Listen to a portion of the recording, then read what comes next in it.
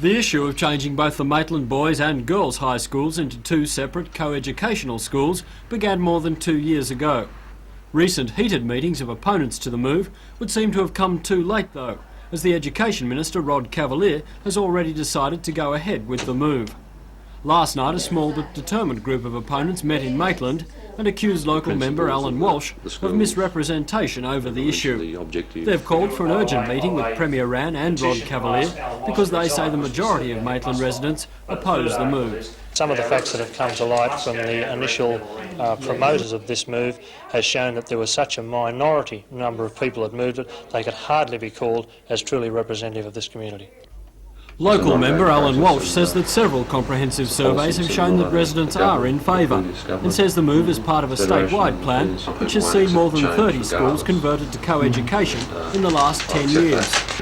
He says the conversion will start next year and should be complete in 3 years. Mr Walsh accused the opponents of one-eyedness and says he doesn't take their calls for his resignation seriously. The Minister's made a decision based on a recommendation from the Director-General of Education, and a decision made after consultation with the community at large via a committee established to look at the issue of co-education, after submissions received by the interested parties, and all those submissions clearly indicated that not only the school students, not only the teachers, but the community at large favour co-education. The debate over the conversion to co-education of the Maitland boys and girls high schools has been on in earnest for the past 2 years. According to Alan Walsh, now that the Minister for Education, Rod Cavalier, has made his decision to move to co-education, there'll be no backing down on the government's part.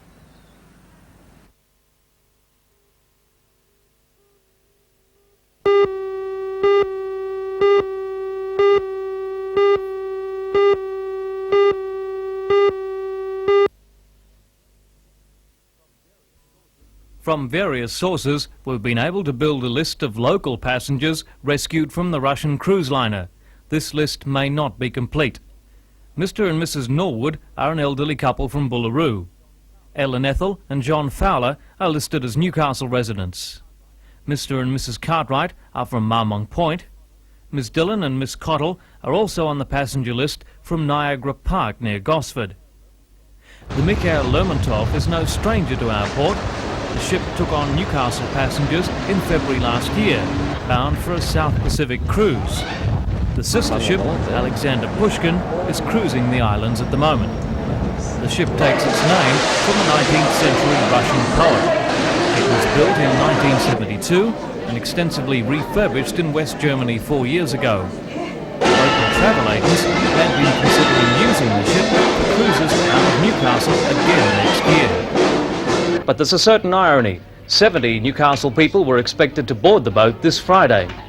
Yes, we had 70 people to go out on Friday on a 13-night South Pacific cruise, and of course those people now won't be going, so we'll be in contact with those people as soon as possible to arrange refunds and try and organise some other travel arrangements for them.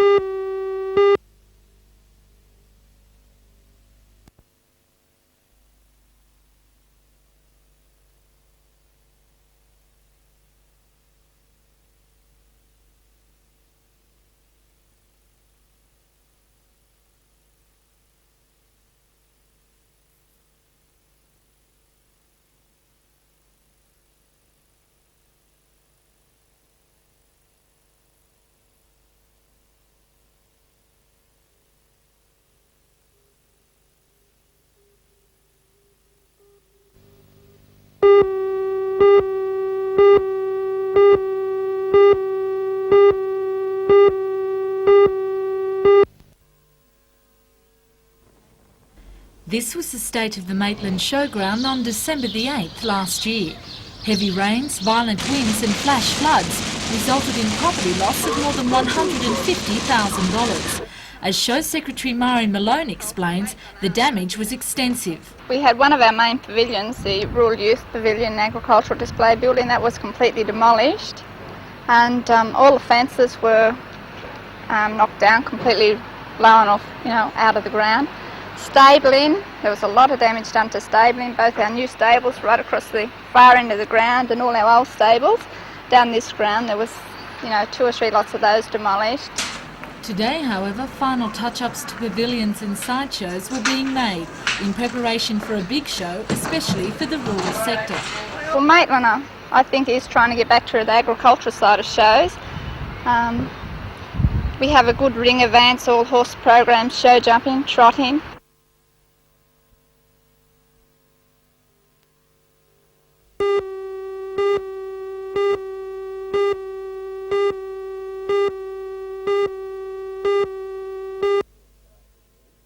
Course start from the end. Safety training has become an integral part of industry, but this is the first time in Newcastle that training's been extended to the road.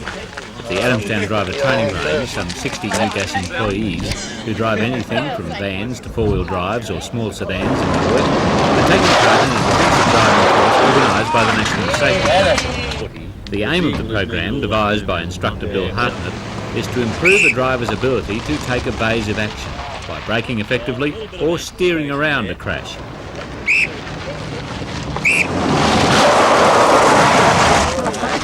New gas drivers were dodging only witching bats. In the real situation, it could be other cars or cars or pedestrians that are testing their skills. The National Safety Council says other companies have already proven this kind of training is effective. We can't guarantee results because we're dealing with a human problem here, but it has been shown with other organisations that this type of education is much better than sitting in a lecture room listening about defensive driving.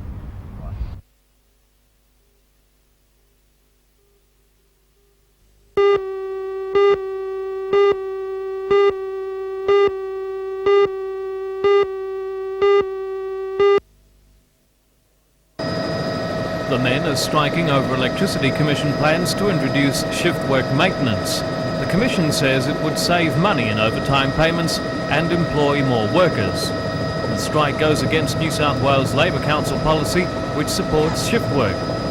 But the striking Electricity Commission workers fear they will lose money from their pay packets. The workers are expected to meet in the next few days to consider the return to work recommendation. Meanwhile, coal trains rolled into Newcastle again this morning, following an end to the week-long miners' strike. The miners took the action over a series of productivity claims, which mine owners have flatly rejected. The dispute will be discussed further at a special meeting in Brisbane tomorrow, although at this stage no further industrial action is planned. Coal loading in Newcastle resumed this afternoon at the Basin Loader. Loading at Port Waratah and Kooragang Island will recommence tomorrow when stockpiles are replenished.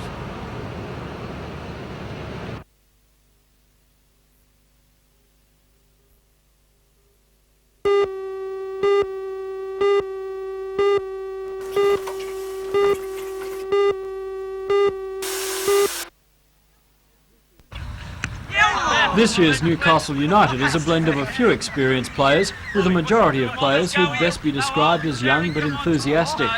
Many players have little or no NSL experience, and the remaining players from last year's side are Mark Jones, Neil Owens, Ralph Mayer, Derek Todd, Clint Gosling and one of Newcastle Soccer's favourite sons, Joe Senkalski. The remainder of the squad is made up of local state league players, members of last year's youth squad and one player from the Institute of Sport in Canberra. 2 new imports from England are expected to arrive this Saturday, but won't play on the weekend. The side's record in the Ampol Cup is surprisingly good for a team that on paper doesn't boast too many big names. Of 5 games played, they've drawn 1 and won 4, including the impressive 3-2 victory over Sydney Olympic. For new coach Peter Irving, it's been an encouraging start. It's very encouraging. I mean, to win 4 and draw 1 and finish on top of the group. It's very encouraging, especially at the start of the season when I think the first game we were lucky if we were going to have a squad on the park, you know. So it's been a great start, yeah. So how important is it in the Ampol Cup for you? It's very important. I mean, as I say, a lot of people, some people don't put a lot of importance on it, but I do, because there's nothing better than winning, and if you get off to a good start it builds confidence. And obviously, hopefully we can kick on from here, you know. This Sunday they play into Monaro at the St George Stadium.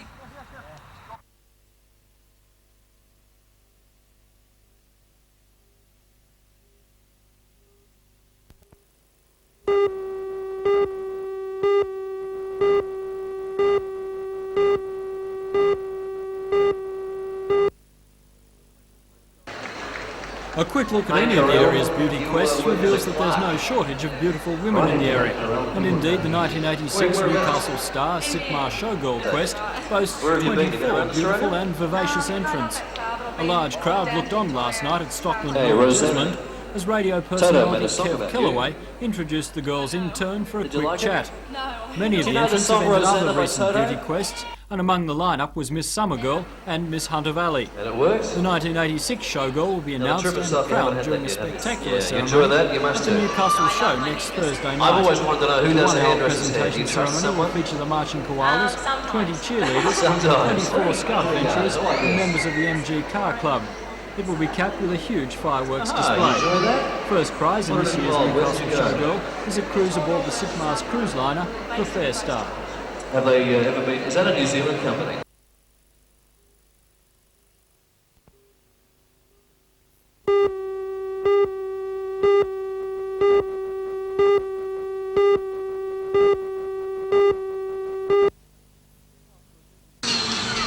After a busy first day at the Maitland Show, it was just as busy for the first night. Many people had stayed right through, others who perhaps couldn't make it during the day turned up later in the evening. As was the case during the day, the sideshows did a roaring trade, especially with the youngsters, but also with some of the older members of the family. All the rides were in full swing, changing the Maitland Showground into a sea of swirling lights as the rides whirred round, up and down, and in just about any direction. In the ring itself, a large crowd filled the seats, on hand for the official opening, the crowning of the Maitland Showgirl, and the fireworks spectacular that capped it all.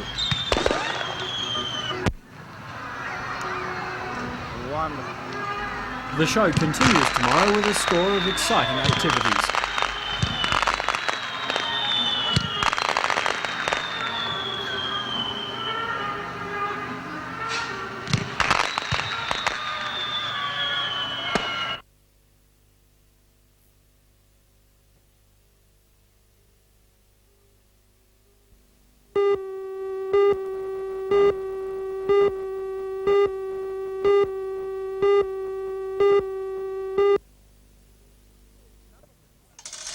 This number machine, or whatever it's called, had been in operation for as long as anyone that's about these days can remember. But time waits for no man or machine, and it's gone into history. And you were one of the first clubs to get involved with the computer barrier draw system. Yes, we were one of the first clubs linked to Melbourne as such, and of course the program was available to us for this selection of the barriers, and we've taken up the option and are now using it. This is the first big race that you've used the machine for? The Penfolds Classic is, yes. Good field? Excellent field. A very even field. Strong representation from the Sydney trainers, as usual, all striving to gain a start in the Golden Slipper. And $34,000 worth of prize money will guarantee them a start at Rosehill on the big day, I guess. Yes, it will, and it also provides them with a second chance. For example, as I said, the field is very even, and it provides trainers with a second chance after next Tuesday to contest a further qualifying race before the actual Golden Slipper. Newcastle horses, I know we'd like to see the money stay here, and it's been a while. I think Max Lees was the trainer of the last one to win the local horse. Yes, Joy Love was the last local horse to win the Penfolds Classic, but this year there's an outstanding chance in Hit It Star, trained by Cliff Bashford. We'll start close to favourite in the race, I would think. And the early tip from the secretary of the Jockey Club is back Hit It Star. No, I'm not tipping, Lee. I'd just like to see fine weather and a big crowd.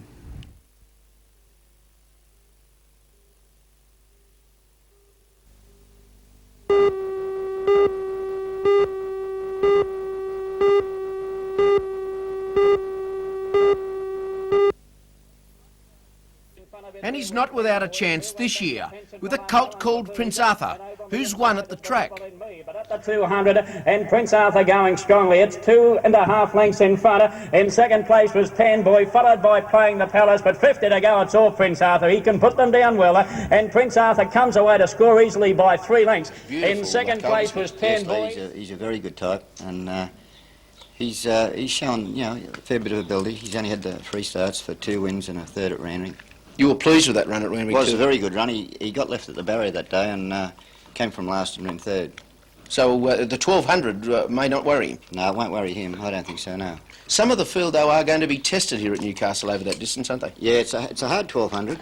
You know, it'll sort a few of them out, but the barrier draw will be very important. Right, well, he is certainly up to the class of winning it, and then what? The Golden Slipper, perhaps? Well, he's got to get in that first. He's got to qualify for a race like the Golden Slipper. He'd have to win a race here or the Brambles, one of those sort of races to qualify. How would you rate him as a chance here, seriously? Here? I think he's got a good chance. Yeah, good chance. It's a very open field, really. I think Hit It Star, the other filly here, she'd be very hard to beat. Her win at Gosford was very good.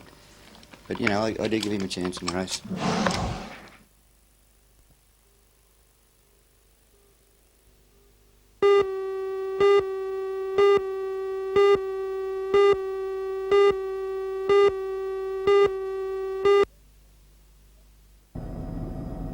The first round of the men's jumps was completed with champion Bruce Neville leading with a superb leap of 53.2 metres. Close behind Brett Wing with 47.9. Wing is the former world barefoot champion, so he's a versatile skier. In the men's one division, Murray Pigden of Lockhart in the Riverina is on top with a jump of 45.7 metres. Andrew Beasley leads the boys from Scott Cromarty of Maitland with a leap of 32.6. while Cassie Johnston leads the junior girls and Clint Hibbard the junior boys. The titles continue tomorrow with the ladies and gents slalom events and the tricks and jumps to be finalised.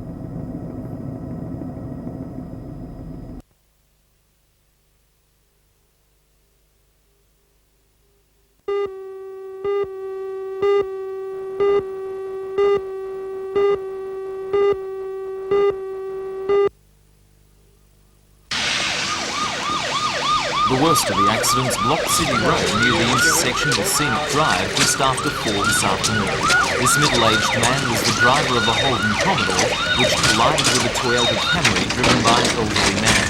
While the Commodore driver escaped with a broken arm and lacerations, the elderly man suffered serious head and neck injuries and was showing signs of a heart attack. Ambulance then gave him heart massage as he was driven to Torres Hospital. At Charlestown 5 minutes later, a young man and a woman had a much luckier escape. The car, driven by the man, ran off Pillarpie Street and came to rest against a backyard clothes hoist. Despite the drop, the man escaped uninjured and the woman suffered only shock and abrasions. On the Pacific Highway at Belmont North, a young driver ended his day upside down. The Ford Falcon hit a guardrail and rolled, but the man escaped without injury.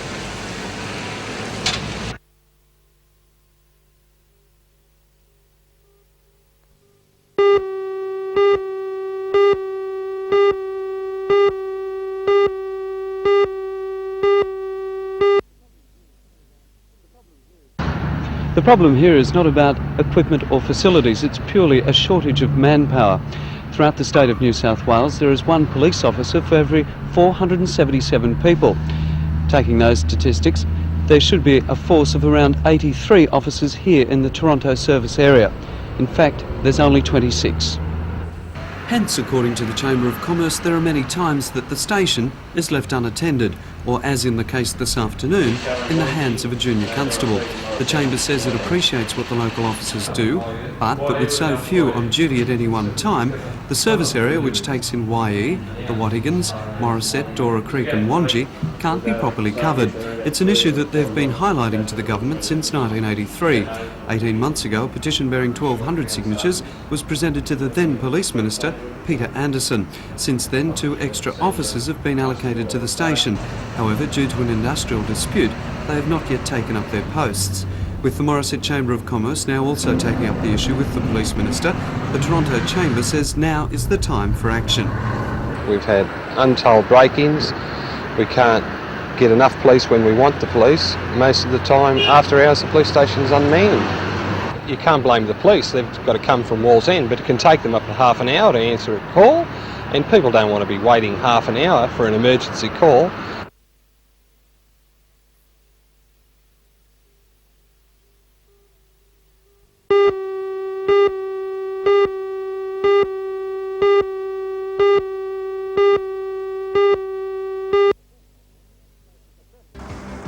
A Cessnock woman was today presented with a new Toyota Corolla as the winner of the Shell Classic Catchers competition, run in conjunction with the recent one-day international cricket series. Aged pensioner Eileen Murdoch submitted the first correct entry in New South Wales. Join Ray Deneen and Anna Manzoni for all the news tonight at 6.